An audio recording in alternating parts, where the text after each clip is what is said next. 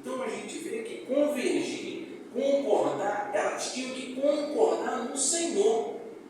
Acabou a divergência. Se a gente colocar, balizar todos os nossos comportamentos e atitudes, principalmente na empatia com os irmãos, se colocarmos Cristo como primeiro, não há divergência. Há convergência. Tudo que poderia gerar debate, discussões calorosas, né? E não levar, frutificar em nada, não levar a lugar nenhum. Essas coisas a gente tira Cristo. Fica só nós. Principalmente o tal ego. Aí diverge. Porque vai querer prevalecer a minha opinião. Mas se tirarmos nós e colocar Cristo, que esse é o sentido nosso, a nossa direção, agora como filhos de Deus, é colocar sempre o Cristo na frente. Não há divergência, há convergência. Porque o propósito vai ser sempre o quê?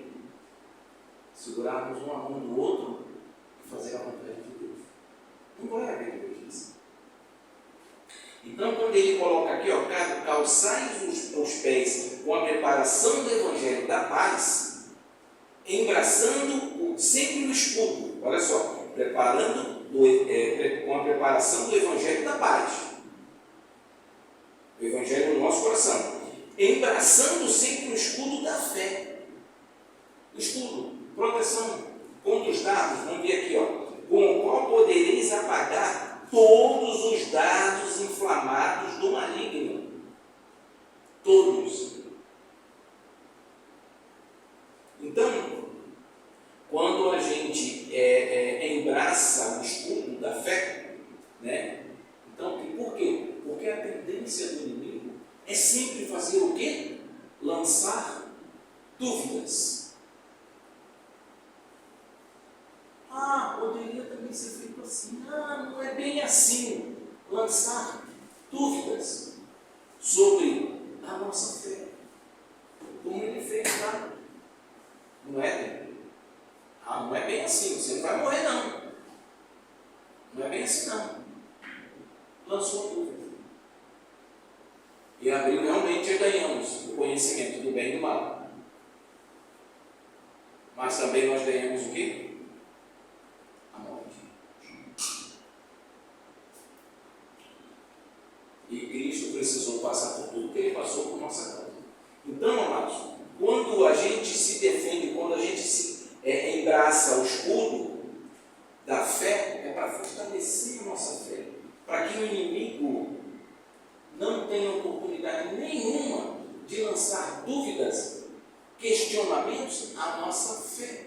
Aquilo que já o Senhor depositou em nosso coração. Não há dúvidas, não há questionamentos.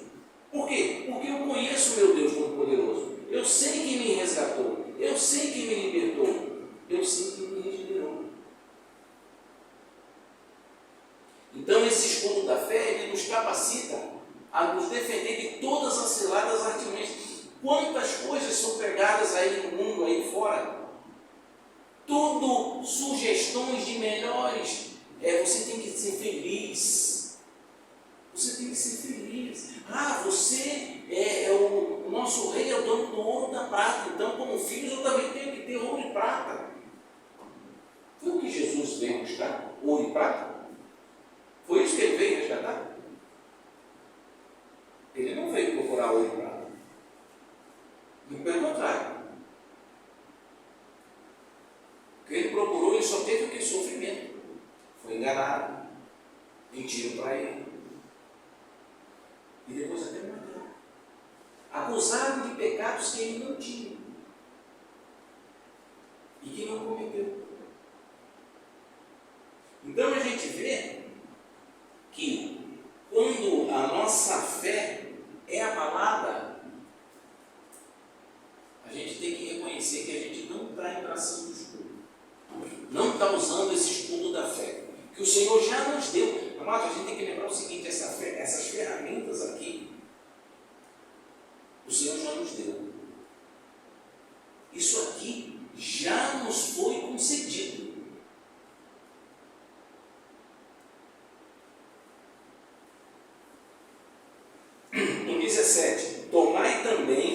capacete da salvação e a espada do Espírito, que é a palavra de Deus, com toda oração e súplica, orando em todo o tempo no Espírito, e para isto vigiando com toda perseverança e súplica para todos os santos. Olha só, de novo, vamos ler com calma, olha que maravilha. Tomai também o capacete da salvação. Ué, mas nós já temos a salvação. Por que o capacete da salvação? É a salvação da nossa mente e da nossa alma. Os nossos pensamentos, o que está no nosso coração é aqui, alcança o propósito de Deus. O nosso coração reflete o que está no coração do Senhor. O nosso coração tem a palavra, o sentimento de fazer, de engrandecer o nome do Senhor. O nosso coração, ele é luz. Do nosso coração saem águas, rios de águas, onde as pessoas podem também se beneficiar, matar a sua sede. Não que sejamos água, não que sejamos a fonte, mas o Senhor pode nos usar. Somos essa ferramenta na mão de Deus. Então, quando ele fala que tomai também o capacete da salvação, essa salvação é a salvação da mente, é do nosso coração, para que não venhamos pecar contra o Senhor novamente. E a espada do Espírito, que é a palavra de Deus. Olha só, a palavra de Deus aqui, se a gente, quando Satanás, depois que o Senhor Jesus passou 40 dias no deserto, o que foi que o Senhor falou para Satanás? Está escrito.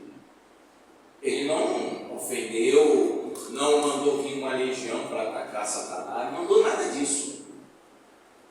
Ele falou simplesmente para Satanás: está escrito.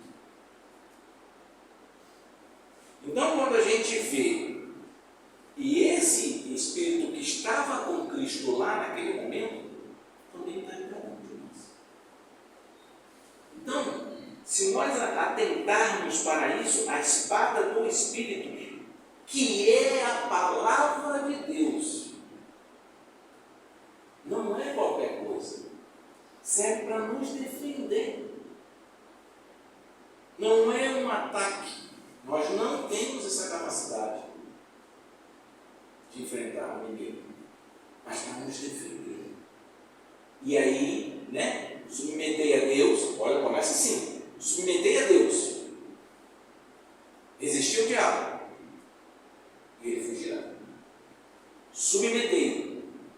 Tudo isso que foi falado antes é exatamente a submissão a Deus. Porque se nós nos submetermos a Deus, nós vamos obedecer e usar todas essas ferramentas que o Senhor já nos deu. Agora, estamos usando da maneira correta? Estamos seguindo as orientações? Porque essas orientações elas vão permear em nosso bem, para o nosso bem. Vamos continuar aqui. Que a palavra de Deus, com toda, olha só, com toda oração e súplica. É para correr atrás do inimigo? É para procurar ele onde ele está e tentar pegá-lo, tentar matá-lo? É isso que está sendo falado aqui? Não. Não está sendo falado isso. Está falando com toda oração e súplica. A oração, quando nós estamos orando, nós estamos nos entregando, nós estamos revelando ao Senhor as nossas o quê? Necessidades, nossas fraquezas, nossas limitações, e pedindo ao Senhor o quê? Capacita-se. Revelar que realmente está em nosso espírito, o que está em nosso coração. Nós não submetemos a Deus. A gente pede para o Senhor sondar o nosso coração e tirar tudo aquilo que não agrada a Ele. Então, é com todas as orações e súplica. Olha o modo. O Senhor não manda, vai lá para aquela guerra e vai de qualquer jeito, eu vou te dar a vitória. É assim que o Senhor faz? Não. Ele está dizendo qual é a medida, qual deve ser a nossa atitude, como devemos nos preparar para a luta, para a adversidade. Não é de qualquer maneira. A gente não vai ler, não manda, vai para lá que. Não, ele fala o quê? Segue-me, tome a sua cruz e siga-me. a sua cruz e sigam. Então ele vai nos ensinar. Nós estamos prestando atenção devidamente naquilo que o Senhor está falando para nós.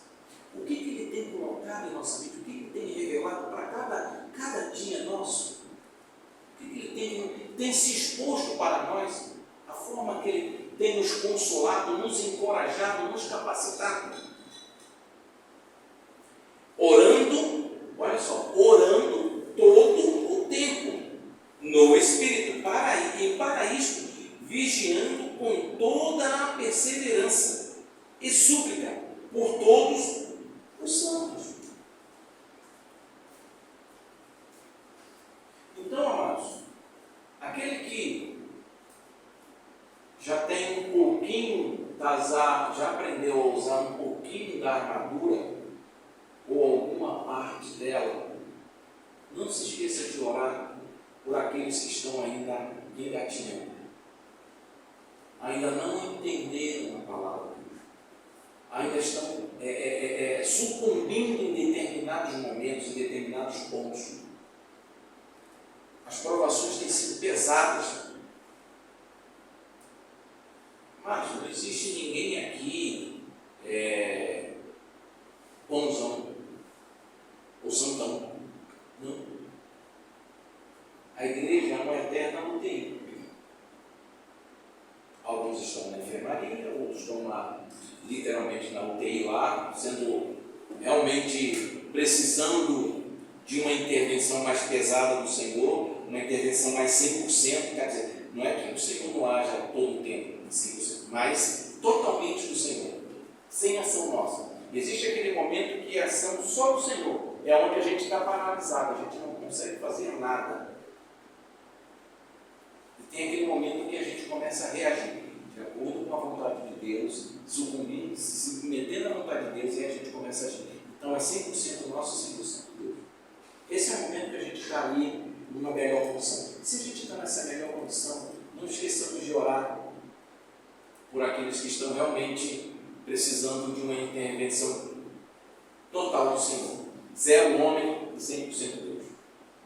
Porque cada um de nós vai passar. Ou talvez até estejamos passando. Se estamos passando por provação, é porque o Senhor nos ama.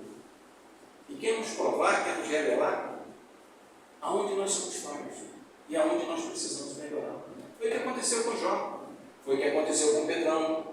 Pedrão não foi restaurado? Pedrão foi restaurado. Só aquela restauração foi unicamente exclusividade de Pedrão? Ou ele pode fazer com cada um de nós? Ele vai fazer com cada um de nós. Agora, como vamos responder a esse chamado? Como vamos responder a esse confronto? O Senhor vai nos confrontar. Foi o que ele fez com Pedrão. Confrontou em amor. E Pedrão foi restaurado. E para a glória e honra do Senhor, do próprio Senhor, Pedrão foi apacentar as ovelhas. Apacentar. Moisés. Ele era o quê? Ele era homem. Matou. Ele matou. Matou o egípcio. E depois o Senhor fez o que com ele? Um homem manso. Imagine um deserto, passar o dia todinho escutando críticas, lutas, desentendimentos do povo. Milhões de pessoas. Imagina. Tem que ser manso. Tem que ser manso. Se não for manso, não aguenta não. Ninguém pode dizer que Moisés não era manso.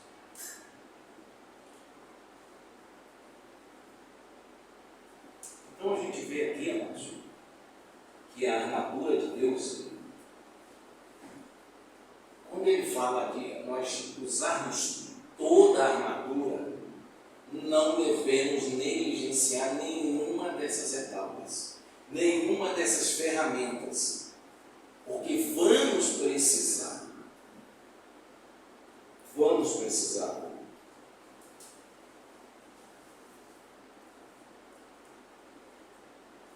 Ele fala aqui, perseverança, com toda perseverança, súplica para todos os santos, também por mim, para que me seja dada no abrir da minha boca a palavra, para que, com intrepidez, fazer conhecido o mistério do Evangelho, pelo qual sou embaixador em cadeias, para que, em Cristo, eu seja ousado para falar como me cumpre fazer.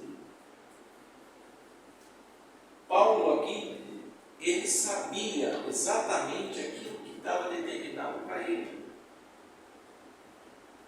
E ele não fugiu. Apesar das prisões, apesar do apedrejamento, apesar dos naufrágios, apesar do cárcere, ele não fugiu. Então a gente vê que, apesar de todas as nossas adversidades, apesar de todas as nossas lutas, nós também podemos ser esse homem inabalável. Esse inabalável aqui, nós devemos lembrar o seguinte: em nenhum momento o Senhor está dizendo para que sejamos ríspidos, duros, inflexíveis, frios. Não é nada disso. Porque, vou ler de novo. No 16 ele fala assim, embraçando sempre, sempre. Não é uma vez, só de manhã ou de tarde. Não, porque eu vou sair, eu vou ali, vou pegar o carro, vou ali no lugar. Não, sempre, a todo momento, sempre. O escudo da fé, com o qual podereis apagar todos os dardos inflamados e malignos.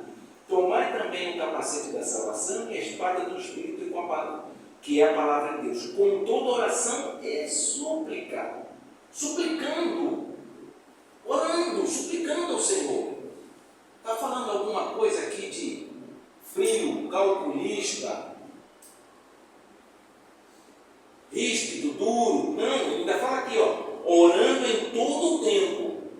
Você vai se dirigir com essa dureza, com essa frieza ao Senhor?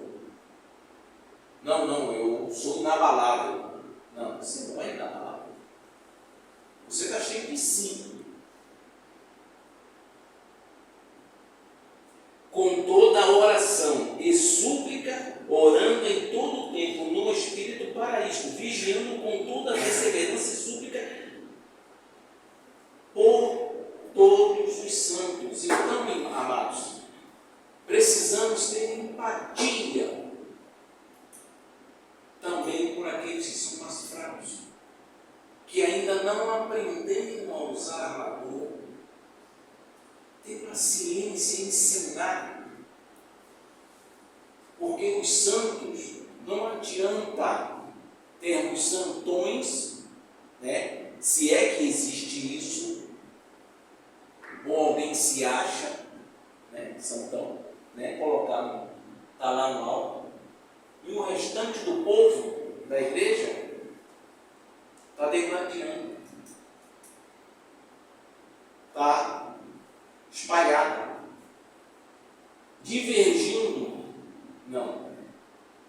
Nós temos que ter, apesar de todas essas lutas, de todas essas ferramentas, em nenhum momento devemos esquecer de ter empatia pelos santos mais fracos. Porque é isso que pede. A ferramenta, um soldado capacitado, um soldado preparado, ele pode muito ajudar os outros.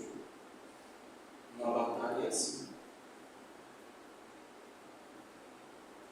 Quando enfrentamos lutas, quando passamos por provação, toda a igreja sente. Alguém tem dúvida disso? Toda a igreja sente. E não podemos ser frios, insensíveis diante diante da aprovação do outro irmão. Claro, a gente também não pode sucumbir à aprovação do irmão. Ter a empatia ser tão grande de a gente puxar para nós o sofrimento, a aprovação. Não. Se fizermos isso, serão dois a serem tratados. Empatia é você sofrer com o irmão, mas ajudando o irmão, não caindo no caminho.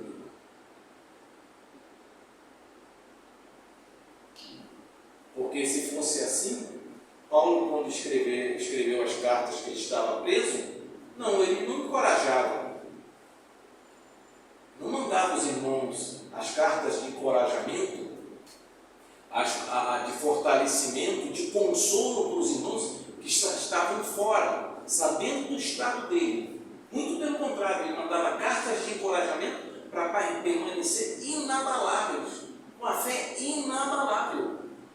Resistir, manter firme. Algumas ele pregou e desceu o serrote mesmo, desceu o chicote, porque precisava. Mas era para encorajar a voltar no caminho do Senhor. Agora, se nós sucumbirmos também, com tanta empatia de assumirmos, seremos duas pessoas a serem tratadas. Já pensou? Então, quando a gente ora, tem empatia pelo sofrimento, temos que ser muito cuidadosos. Eu não estou falando isso para a gente negligenciar a dor do irmão, nada disso.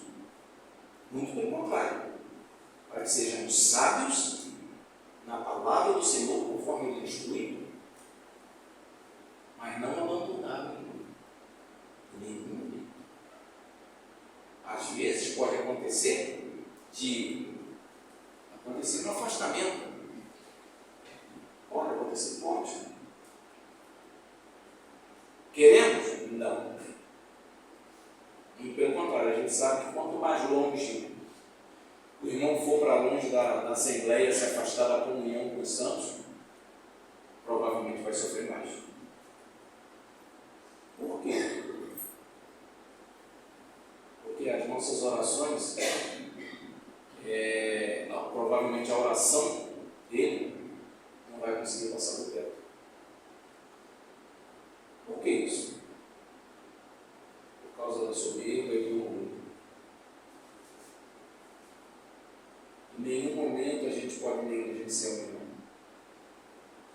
E o irmão doente não pode negligenciar a igreja. É difícil? É. Quer dizer que é fácil, não. É. Mas a gente tem que lembrar o seguinte: está escrito. De novo, está escrito. O Senhor manda nos consolar. Consolai-vos uns aos outros. Orai um pelos outros. Então, amados, a gente quando vê essa necessidade da armadura, precisamos saber que em nenhum momento devemos negligenciar. A palavra de Deus, ela é remédio, ela nos trata, ela nos consola, ela nos fortalece. Não devemos negligenciar. Não devemos. Quando fazemos isso, damos oportunidade de um inimigo lançar o seu dardo. E é inflamável. Ele queima. Ele prejudica. Ele não prejudica só o sangue, ele prejudica toda a igreja. Como eu falei, a empatia, o consolo. Amados, sejamos cuidadosos, perseverantes na palavra de Deus.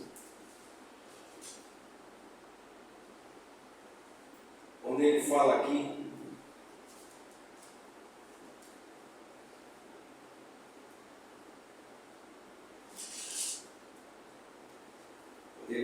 no 13, portanto, tomai toda a armadura de Deus, para que possais resistir, não é atacar, não é brigar com o inimigo, mas resistir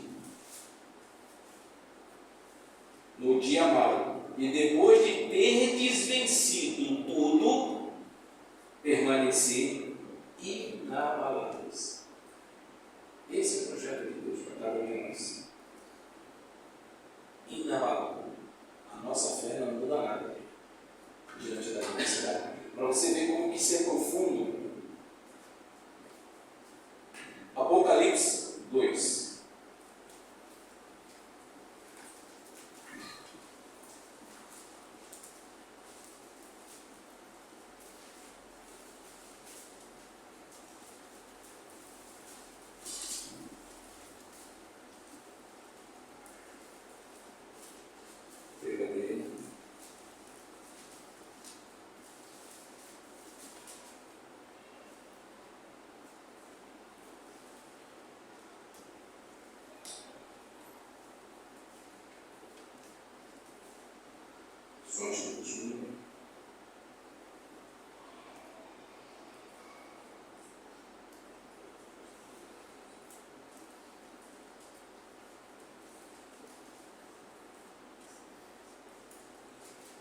É a carta.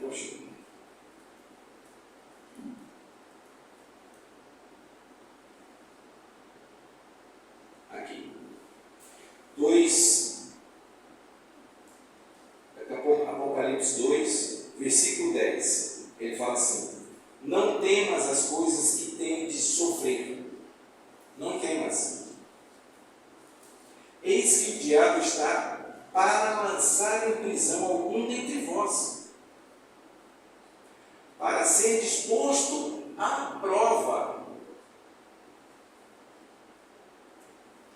E tereis tribulação de 10 dias. O Senhor limitou o tempo determinado para a tribulação.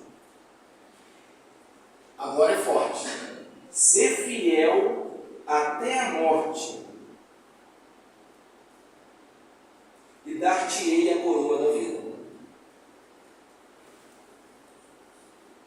Amados, é muito forte isso. Essa fé inabalável, né? O Senhor aqui, Ele nos pede, é para que possamos realmente glorificar o Senhor, mas aí com minha morte, se assim for da vontade de Deus. Muitos homens no passado, no tempo da perseguição, e até depois, foram queimados vivos, alguns cerrados no meio, mas não perderam a fé. Claro que eu não desejo isso para ninguém. Mas, amados, a fé que a gente prova e demonstra e irradia a luz, a vontade de Deus, ela é inabalável até a morte. Que possamos ter, entender os propósitos de Deus para cada um de nós, entender a vontade de Deus, e realmente a gente ter em nosso coração de engrandecer muito o Senhor. A gente vive, onde a gente vive agora, a gente tem liberdade de expressar o Evangelho. Mas não só de boca. A gente pode testemunhar com as nossas próprias vidas, as nossas atitudes e o nosso comportamento. Desde que tenhamos o quê? Estejamos revestidos